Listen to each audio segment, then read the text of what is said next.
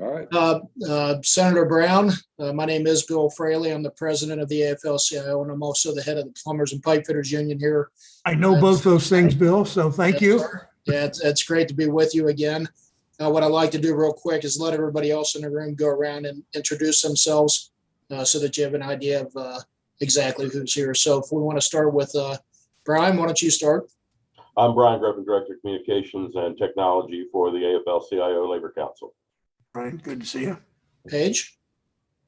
Good afternoon. I'm Paige Stevens with UFCW Local 75. Good to see you.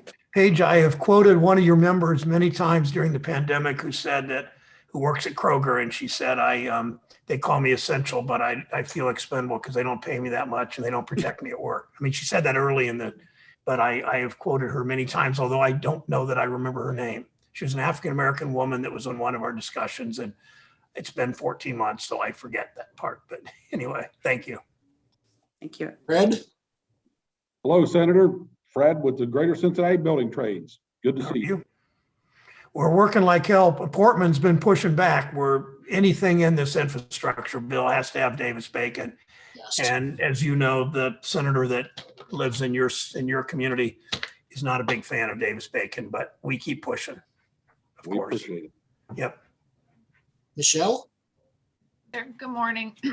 Michelle Thoman with the Registered Nurses Association with O&A down in Cincinnati. Or is O&A an affiliate with the AFL or no? It's not, is it? Yeah, we are. We're a local of AFT. O&A is. Oh, O&A is a local. And since is that true anywhere else in Ohio? I can't believe I didn't know that. Sorry. So O&A is 5903. It's AFT 5903. And then we have local units all throughout the state, 24 of us that are part of O&A. Oh, so all of O&A is part of AFT now? Yeah. Yep. God, I can't believe I didn't know that. Thank you for that. That's it. Oh, that was worth the call just to find that out. Thank you. Senator Brown, now we have our presidential liaison with IBEW. Hi, Senator Rick Fisher. I'm with a business manager of the IBEW Local 212 here in Cincinnati. Boy, a lot of trades on this call. All right. Brother Matt? Good afternoon, Senator Brown. Matt Alter with Local 48 Cincinnati Firefighters Union. Good to see you, Matt. Thank you. Thanks for the work you do. Long time. I've known Lefty Sanders for like 40 years. Good people.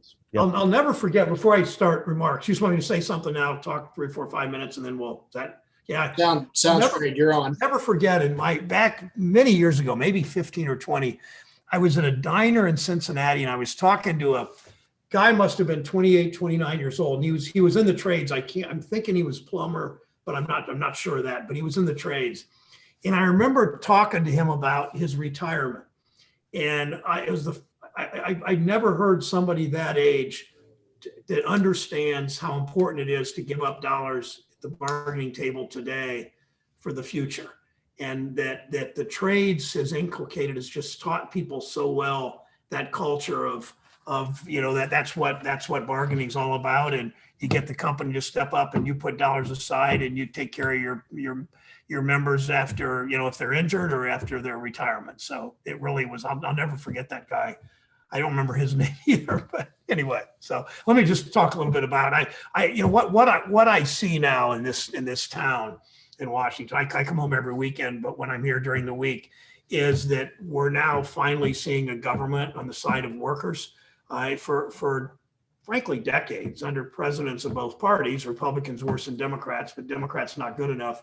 Our policy was far too much about corporate interests. And now for the first time, I really see a president and the new Senate putting workers at the center of our economy, whether it's trade policy or tax policy, whether it's collective bargaining or Wall Street regulation. A real quick story. I was first time after Biden became president that I saw him was in the Oval Office about 2 weeks into his presidency, so maybe early February. And there were the new Democratic committee chairs. So there were 8 or 10 of us, and we sat around kind of in a circle, and Biden was sitting there. And he asked each of us, what are you working on? And I talked about the multi-employer pension bill. I talked about child tax credit. I talked about protecting right to organize. And after I was done, I took 2-3 minutes. And then I said, Mr. President, thank you for using the word union like you do. And he kind of smiled, and he afterwards, right after the meeting ended, I made a beeline to where I was standing. And he said, why wouldn't I mention the word union? I said, well, Mr. President, I've been in this office lots of times over the years with several presidents, and I've never heard one talk about unions the way you do. So that's what that's what this time is all about. I just came from a hearing on trade where we talked about the law, the Brown-Wyden law, where I worked with the chairman of the committee, and we now have a trade policy that's worker-centered and that should lift workers up so that, I grew up in a town, Mansfield, where I saw so many jobs lost to NAFTA, and so many jobs lost to PNTR with China, and so many jobs lost to bad trade policy. So, and the other thing I wanted to mention, then we can do questions and answers and discussion, is the Protecting Right to Organize Act. Last week, I met with a woman named Gracie Heldman. She just testified to the Labor Committee and then the Senate. For 20 years, she outlined for 20 years what's happened to workers at this plant in not Pandora. She lived in Pandora, Ohio. The plant's in McComas and up in Northwest Ohio. And she tried to organize this plant with others for year after year after year, and it was never a fair fight. The PRO Act finally will give workers a fighting chance against these corporate union busting tactics. So we know how important that is. We know your role in that. I will always want to help if you have an organizing drive, whether it's the nurses, Michelle or Paige, whether it's the UFCW or any of you, whether it's the trades or anybody, industrial workers. I'm always willing to make a call or do what I can to help you organize, because to me, it comes back to the dignity of work. If you love this country, you fight for the people who make it work. That's what you elect me to do. That's what I'll continue to do. And we know that strong unions mean a strong middle class, and the labor movement in Hamilton County and Southwest Ohio shows that. So I'll stop there, and I'd love to have conversation, questions, however you want to do this.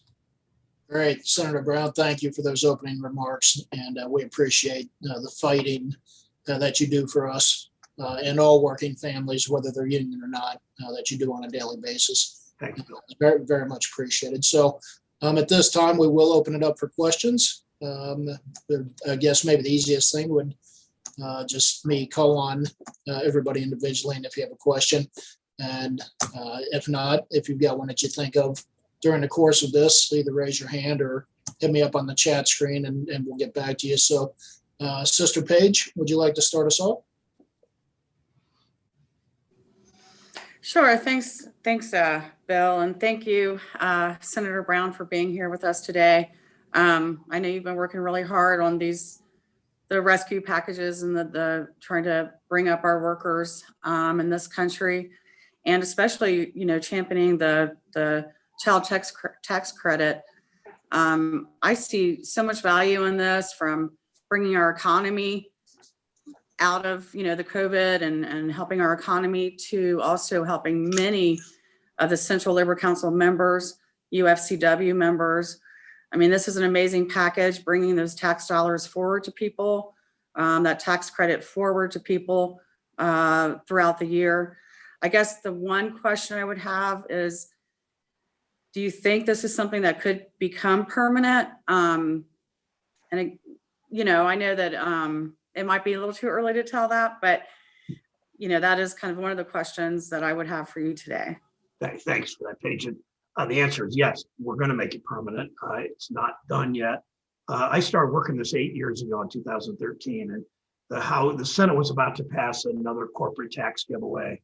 And I went to the White House and went to, not directly the president, but with several people there. He promised to veto it unless we started expanding the child tax credit. And that was the beginning of it. It's in operation for 1 year now. It might be my number one goal in the Senate is to make this at least several years, ultimately permanently. I don't know if we'll get it permanent yet, but we're going to extend it for at least 4 or 5 years. Understand it passed in a party line vote, 51 to 50. Twice, it had 2 votes of 51 to 50, and Every Republican voted no, but what's interesting is I'll bet you within 2 or 3 years, this will be so popular that everybody's going to say they helped write it. So I'm good with that. But let me say one more thing about it. I was in Cincinnati 2 weeks ago and did 3 weeks ago and did a roundtable with young parents who will benefit. This was before the checks came out July 15th. For those of you not familiar with this, children, if you have a child between, up to the age of 18, if the child is 5 or under, that you will get $300 per child per month. If the child is 6 to 17, you'll get $250 per child per month, unless you're at the absolute top. 92% of kids in Ohio qualify. 2.4 million children, 2.1 million got their checks July 15th. We've got to reach the other 300,000 people. Can go to childtaxcredit.gov to sign up. But what I want to tell you is this meeting was so much fun because I here's some stories I heard. One woman said, for the first time, my son will be, if I can afford my son going to summer camp for a week. One man said, I can now buy softball equipment for my daughter for fast pitch softball. One woman said, I can put aside for each child $100 a month to begin to build a college fund. Her kids were both under 6 at the time, which she said. A number of them said, just paying the rent every month. I'm anxious every month about paying my rent because the last week of the month, and you know how many people struggle just to pay their rent, as you know, the last week of the month, so many families in this country begin to skimp and save to try to get those extra dollars to pay the rent. Because if you don't pay your rent, everything bad happens, right? Everything's upside down. So these stories, you can go online, and I have a website that invites people to come on and tell their stories. How'd you spend your $300 a month?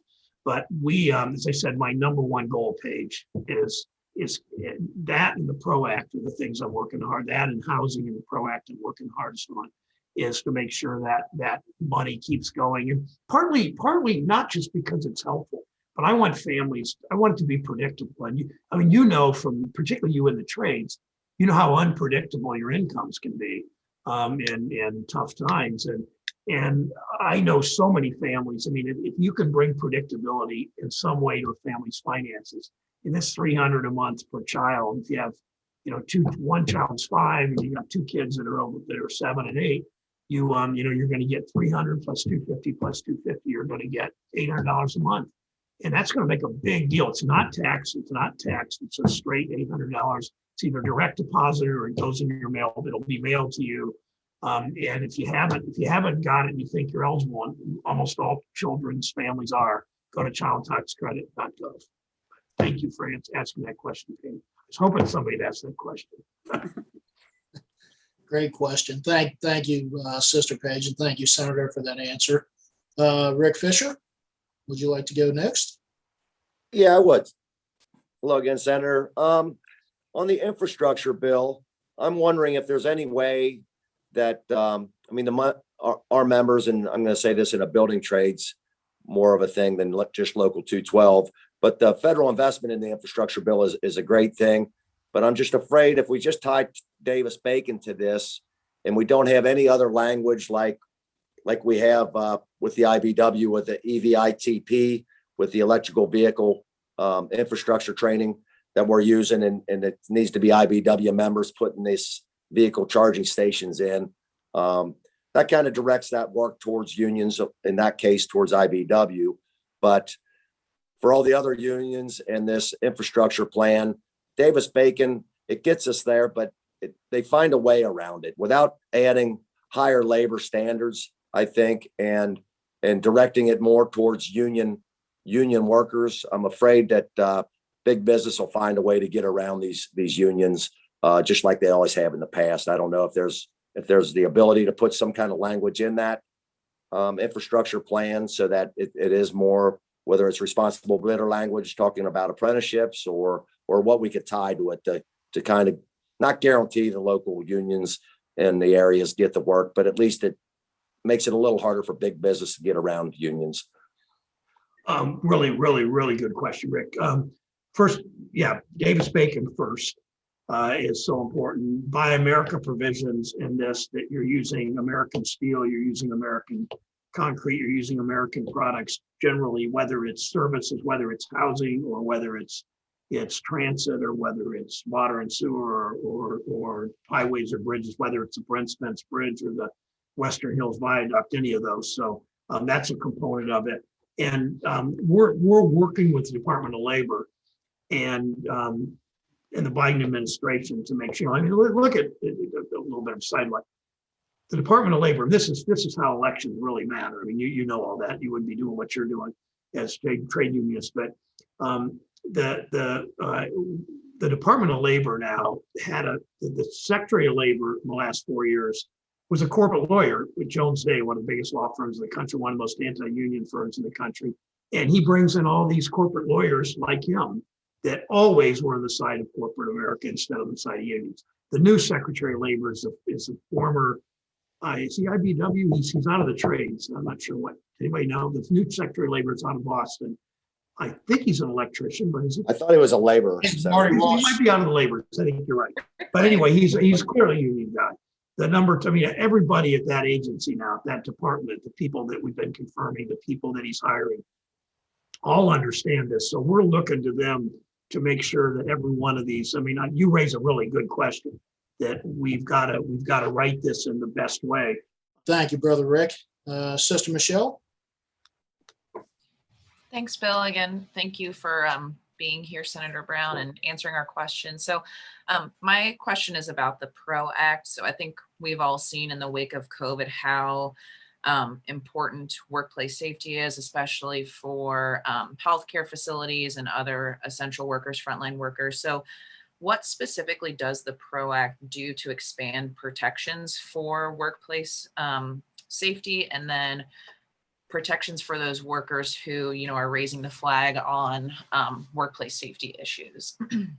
Thank you. Exactly the right question. The protecting right to organize is the labor movement as a whole. I mean, each of you and your own internationals and your own locals have priorities, of course. Obviously, you in healthcare and public education and your union and others. But the PRO Act is the number one overall labor priority, as you know. And Senator Schumer has charged me with coordinating the passage of that. We have 47 out of 50 Democrats are co-sponsors. We think there's one Republican, potentially the senator from Alaska, Senator Murkowski, that might vote for this.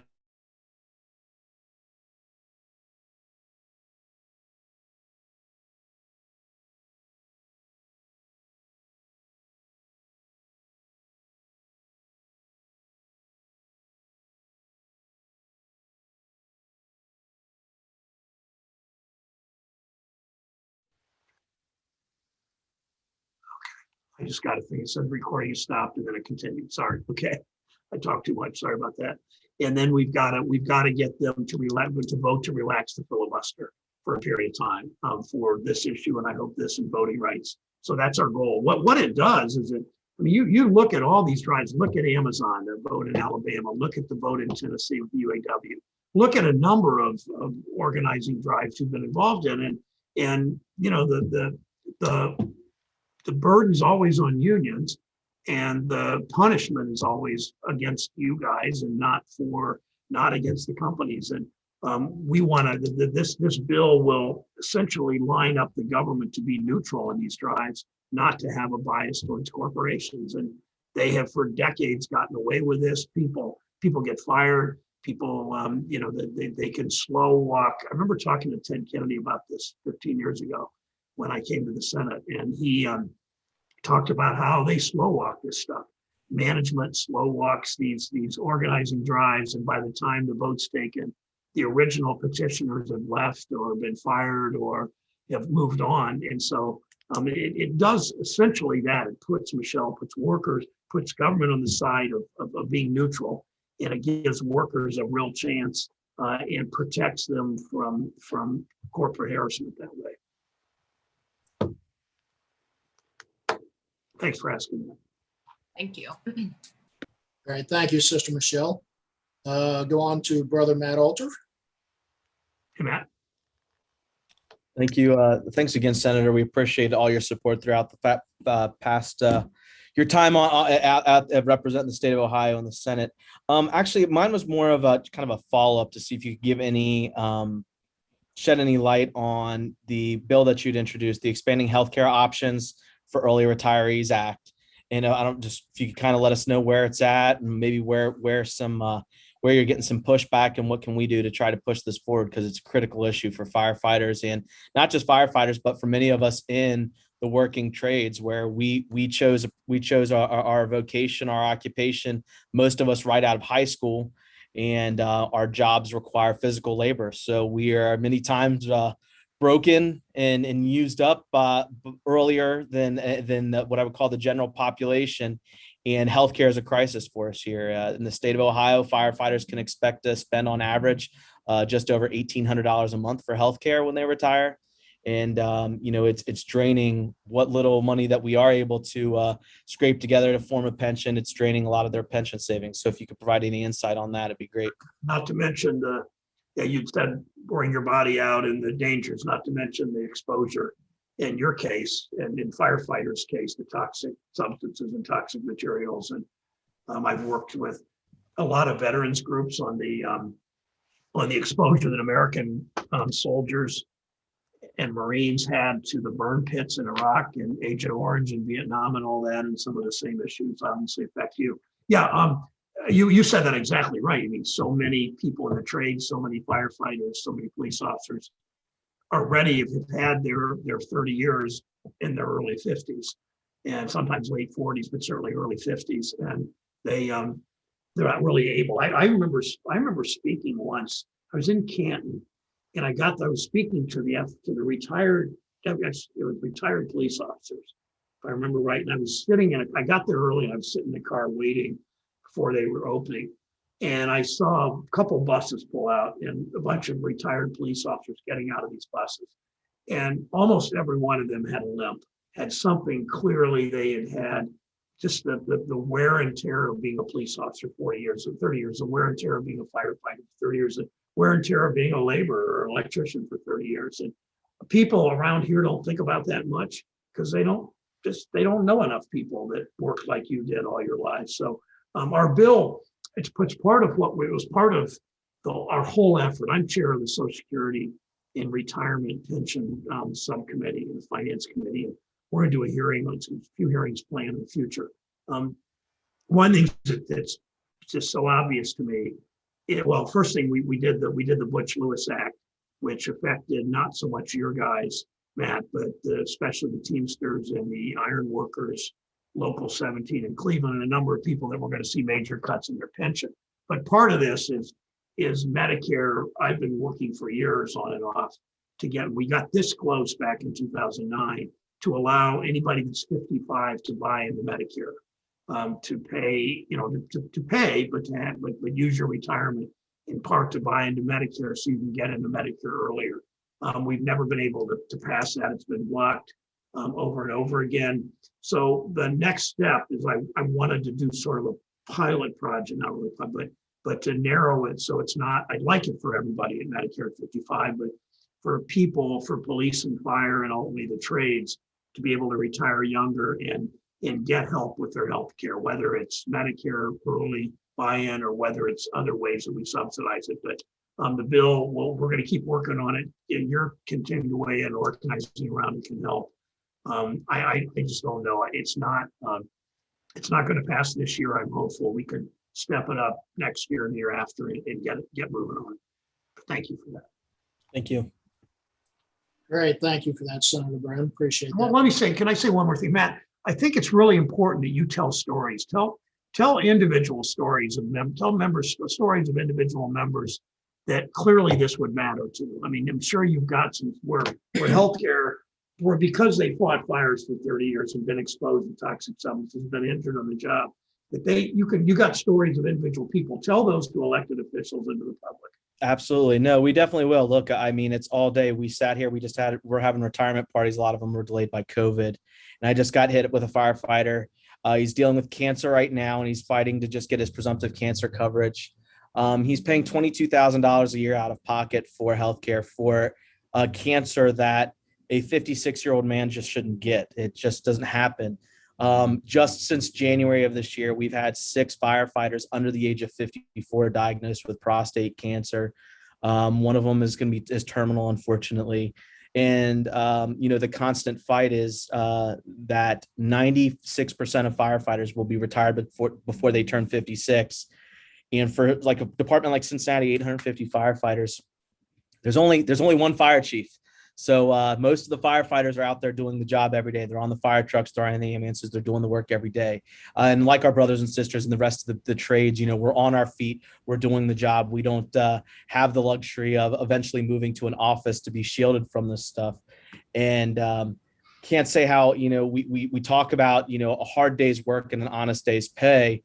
And by the time we're able to enjoy it, so many of my members aren't able to enjoy it. And the number of members that I have that have passed away within a year or two of them retiring is unfortunately the list has grown so long that we sometimes almost forget how that somebody's passed away. So it's really important for us, and we appreciate you at least bringing it up and continuing the conversation. I know you brought it up before. That also with the windfall elimination provision with Social Security is also an issue, and we appreciate your advocacy on it. Good. Thank you for that. All righty. Thank you, Senator Brown. I guess I'm probably the last question, and I want to bring you back to infrastructure just a little bit and the ongoing pipeline permitting process. Obviously, with what happened for my local personally, what President Biden did with the Keystone Pipeline immediately after coming into office felt like a real punch in the gut for a lot of our members.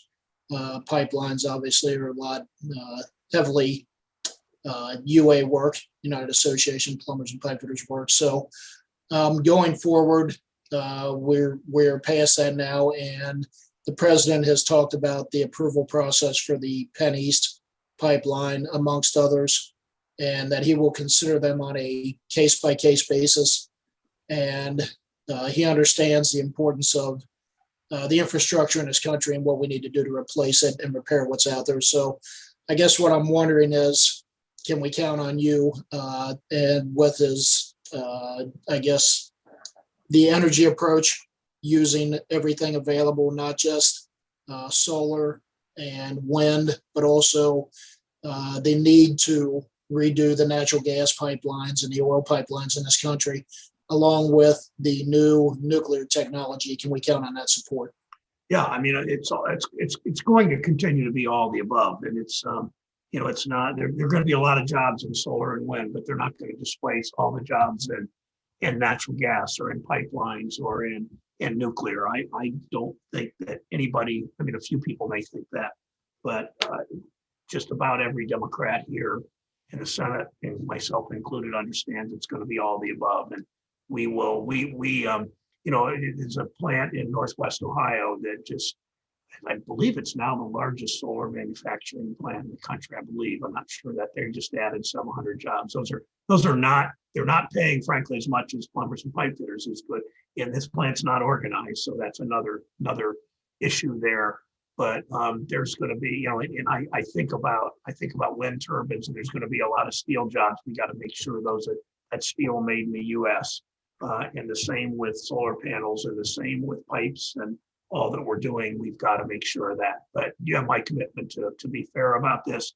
Climate climate change is a huge issue. I know your members understand that.